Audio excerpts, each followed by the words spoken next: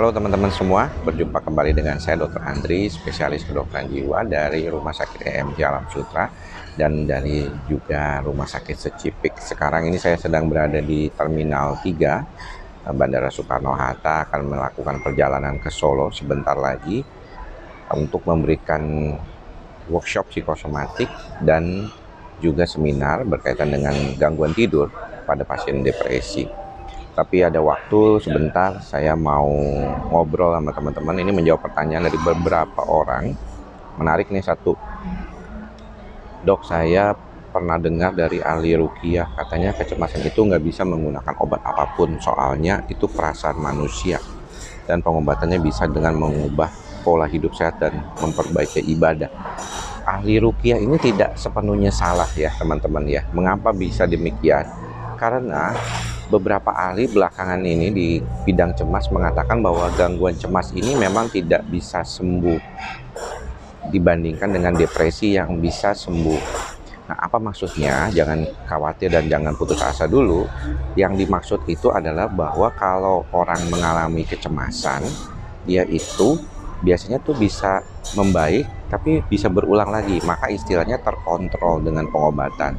Sedangkan kalau depresi itu episodik, biasanya itu ada fase di mana dia sembuhnya gitu, tidak ada gejala-gejala lagi.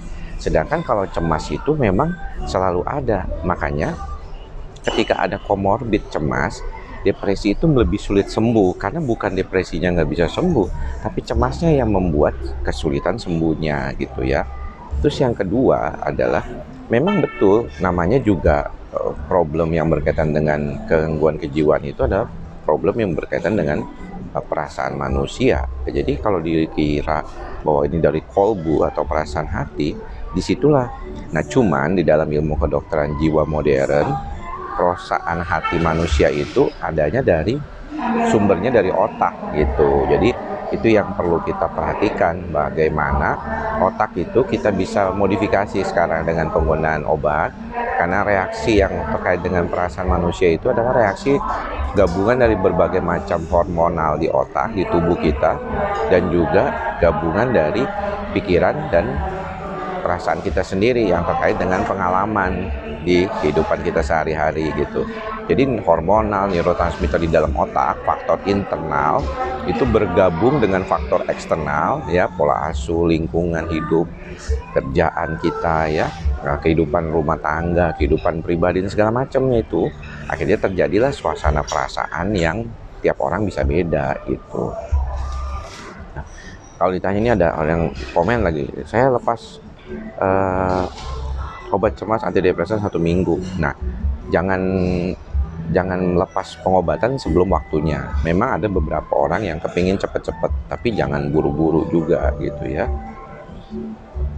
Hipnoterapi sebenarnya sudah beberapa kali kita bahas dan itu memang cukup membantu. Cuman ada beberapa yang mungkin perlu diperhatikan.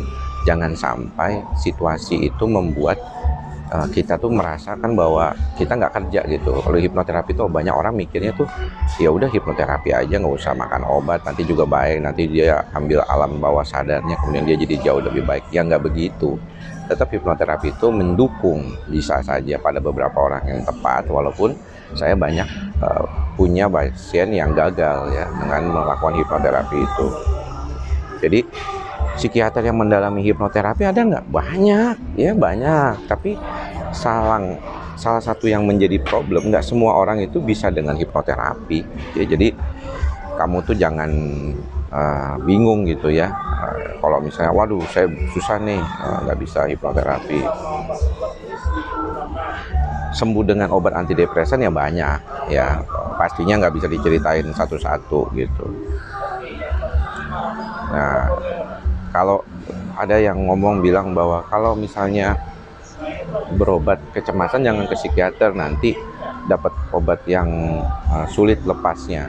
Sebenarnya tergantung ya dari pasiennya sendiri dan dari proses pengobatannya. Terkadang beberapa di antara teman-teman sendiri itu tidak sanggup ya menjalani proses tanpa obatnya. Jadi akhirnya kualitas hidupnya jelek, nggak membantu diri sendiri dengan baik, tapi kemudian juga nggak makan obat gitu untuk membantu supaya kualitas hidupnya lebih baik. Memang pilihan ada kepada diri teman-teman ya. Tetapi banyak sekali ya yang bisa terbantu dengan pengobatan dan bisa lepas dari obat. Namun buat teman-teman yang mengalami gangguan cemas, nggak cukup dengan obat, harus juga membantu diri dengan hal-hal lain selain obat. Kalau enggak nanti akan bolak-balik begitu aja. Kalau racikan memang bisa beda-beda dan respon orang tuh bisa beda-beda sih. Ada yang bisa bantu dirinya segera dengan cepat ya, dengan pengobatan membaik. Tapi ada juga yang perlu waktu berproses. Bahkan saya sendiri dalam pengalaman, walaupun sudah dianggap cukup pengalaman di bidang masalah cemas, obat itu sulit juga kadang-kadang mencari yang cocok. Karena sebenarnya basicnya itu obat cemas antidepresan itu dikaitkan dengan penggunaannya untuk membantu pasien supaya lebih stabil gitu. Jadi ini yang penting harus diperhatikan ya sama teman-teman. Jangan bingung sendiri gitu ya. Dan kadang-kadang pengobatan ini itu dikira-kira, dilihat-lihat di Google gitu ya. Akhirnya malah jadi ngaco.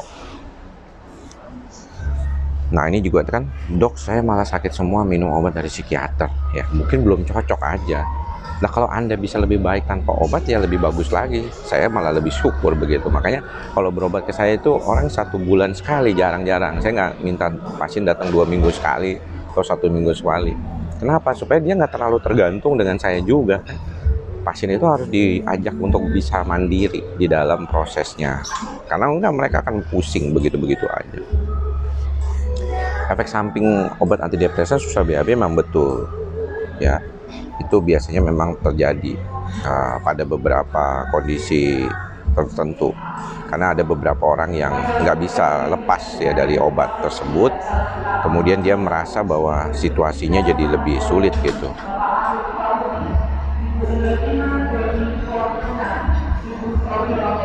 Efek samping susah BAB kan, itu banyak tuh pasien-pasien yang mengeluh itu juga. B kompleks memang bagus ya, ada beberapa obat antidepresan yang terbantu juga dengan obat-obatan seperti ini, bisa membantu stabilitas supaya teman-teman juga bisa lebih baik gitu. Kalau gas lambungnya banyak ya teman-teman harus fokus juga bagaimana mengendalikan itu. Belakangan nanti kita akan bikin satu video khusus ya yang berkaitan dengan update dalam pasien-pasien yang mengalami gangguan cemas yang terkait dengan lambung dan tidak. Ini makanya nanti akan saya bawakan di Solo ya nantinya nih. Pas kebetulan sudah 1 tahun anxiety kumat, kemudian udah membaik dan kebetulan juga dapat panggilan untuk kerja. Nah ini kalau misalnya teman-teman sampai terganggu kerjaan ya, atau nggak bisa kerja gara-gara seperti ini ya, takut ketemu orang atau berhadapan dengan bos, khawatir, mendingan berobat ya. Kasihan soalnya teman-teman jadinya malah kehilangan banyak kesempatan ya, hanya karena ngalamin gangguan cemas gitu. Tambah kembung gara-gara minum obat antidepresan ya, betul banyak orang mengalami efek samping mual ya, dan kembung, susah BAB, mencret ya, penggunaan antidepresan, SSRI, serotonin di awal. Makanya starting dengan dosis 1/3 dulu gitu.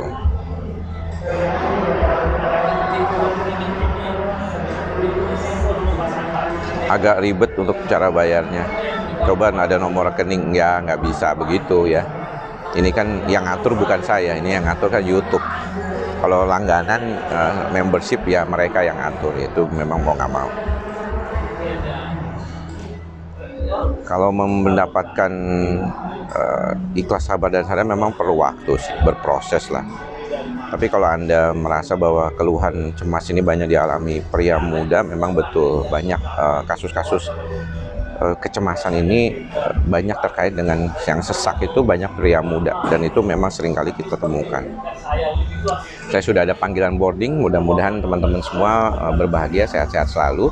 Dan mohon maaf kalau misalnya tidak semua bisa terjawab dalam kesempatan kali ini. Thank you semua, sampai bertemu lagi. Salam ikhlas, sabar dan sadar, salam sehat jiwa.